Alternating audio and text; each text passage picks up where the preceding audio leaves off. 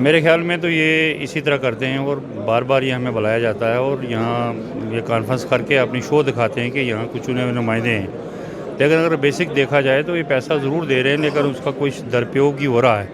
और सही तरीके से वो नहीं लग रहा। और पंचायती नुमाइंदों को आज तक ये भी बर्दाश्त नहीं कर रहे,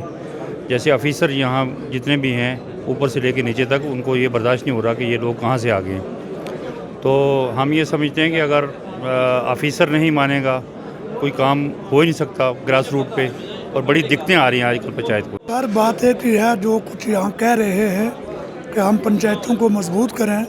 जो ग्रास रूट की बात है वो सरपंच से कोई बात नहीं की जा सकती, क्योंकि हमें पता है दिन ब दिन जो हमारे काम हो रहे हैं,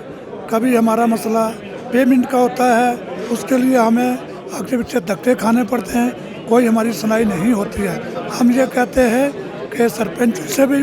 बात की जाए, उनकी जो परेशानी जब तक हल नहीं होगी तब तक पंचायत जो है ग्रास रूट से ऊपर कभी भी खड़ी नहीं हो सकती है, ना काम होंगे। तो जब हम बाकी स्टेट्स में देखते हैं कि वहाँ का ये 3 टायर सिस्टम कैसे चलता है, सेम वेज में जब यहाँ ये शुरू हुआ है तो काफ़ी तक जो मनमानी ब्यूरोक्रेसी हमारे साथ करती थी या एडमिनिस्ट्रेशन करता था, उसमें काफ़ी हद तक फ़र्क आया है। और जो यहाँ की एडमिनिस्ट्रेशन है, एलजी के अंडर जो गवर्नमेंट है वो बहुत अच्छा काम कर रही है। और आज की डेट में जो हम रिप्रेजेंटेटिव जो चुन के आए हुए हैं वो काफ़ी हद तक ये फील कर रहे हैं कि रियलिटी में हमारे हाथ में कुछ पावर है और हमें सुना जाता।